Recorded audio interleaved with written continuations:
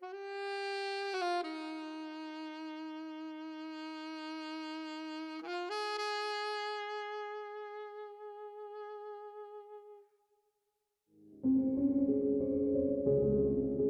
narrative of Chattanooga is that Chattanooga was an old industrial town, an old railway town. It's lost jobs, foundries had closed, mills had closed, and it rebuilt itself. It cleaned up its pollution, ultimately turned into the city with the fastest internet in the Western Hemisphere, a city that Outdoor Magazine called the best town ever. All of that is true. Chattanooga has a great turnaround story, but there's also another side. And I think as we started to find out how bad the numbers were, we realized that it was important to tell the other side of the Chattanooga story. We've never done a series, invested that long for reporting, that long of a series. And so with as much as we put into 2 reporters and everything. At the end of the day, we really want this to be in the forefront of everyone's mind and everyone to be addressing it. It's easy just to look at the side of Chattanooga that's growing, but who are you building your city for? There are cities that have an enormous population of poor, but yet their kids can climb out. More of their kids can climb out. Is Chattanooga one of those cities? No, Chattanooga has some of the worst economic mobility in the country, despite labeling itself as the best town ever. Everybody knows what needs to take place. Everybody knows that we need to be moving on this. But I think we as a community are still moving kind of slowly in certain areas. Thanks to, I guess, the article with the poverty puzzle, people are able to see now, oh, I've been talking about these things, but here are the hardcore numbers. Here's what's really happening. And in these communities, people understand the divide. They understand that there's 2 Chattanoogas. The poverty puzzle wasn't something that was like an aha moment for most people that are living in poverty or where their neighbors are living in poverty. But it is a relief that a level of honesty that for the first time, people's lived experience can be reflected in the reporting about what Chattanooga is.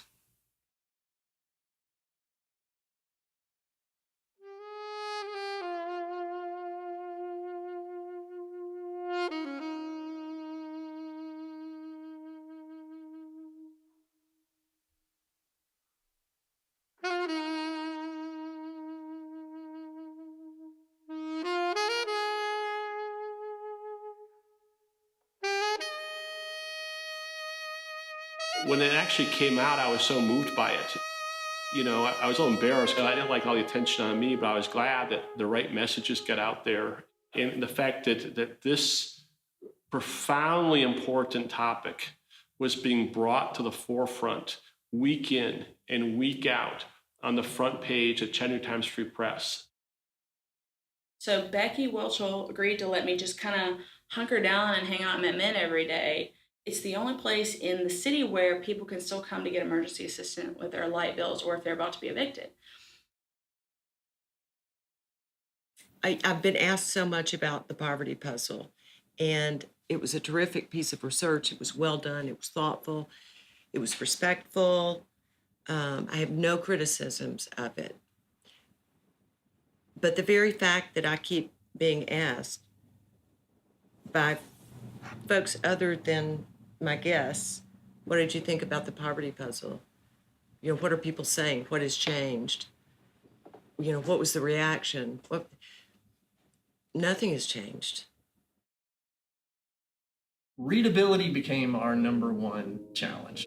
Sort of this idea of this puzzle drove the design, starting with this beautiful image that's fragmented. And that's sort of, unfortunately, the situation that the city's in right now.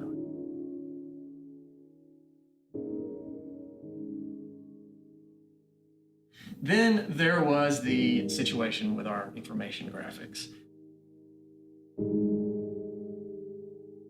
The data was overwhelming. So we started breaking these numbers down. What do they mean?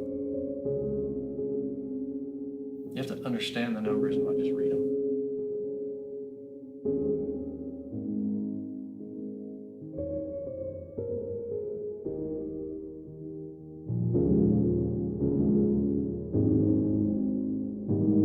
The median income level is actually decreasing. So the majority of people are actually getting poorer during this time.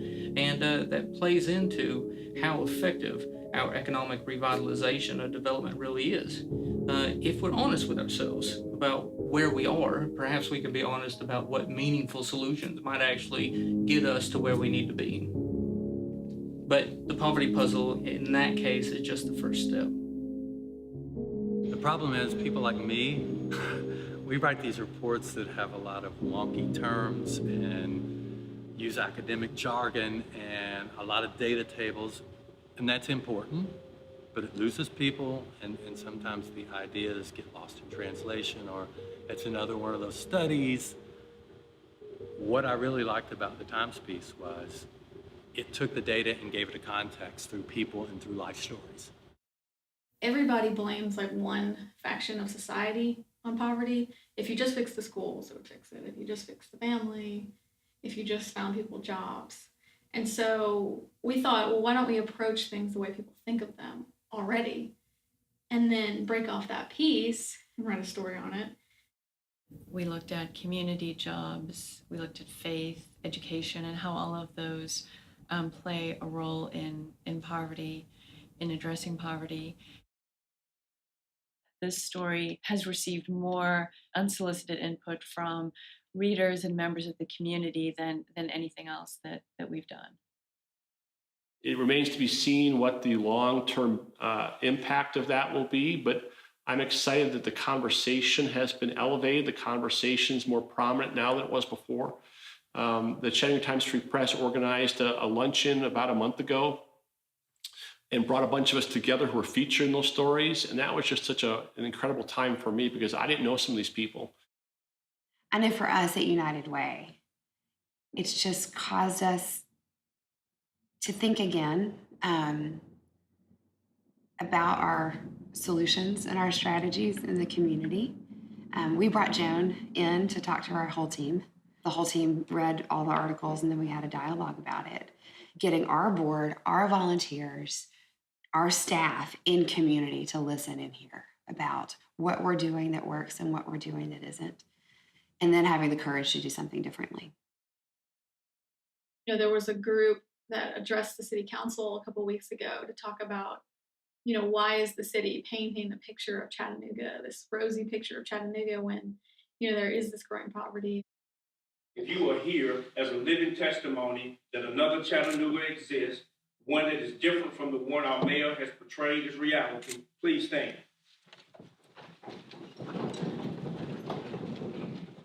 Thank you. Chattanooga is definitely more engaged in the conversation. Whether or not, you know, those conversations become actionable is where I'm kind of looking at.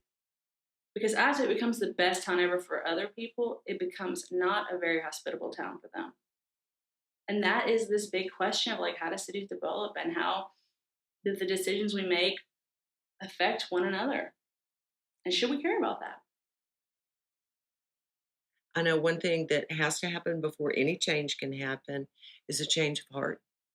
And to lay the facts out, as this series did, could be, can be, wish like hell it were, elicitive of a change of heart.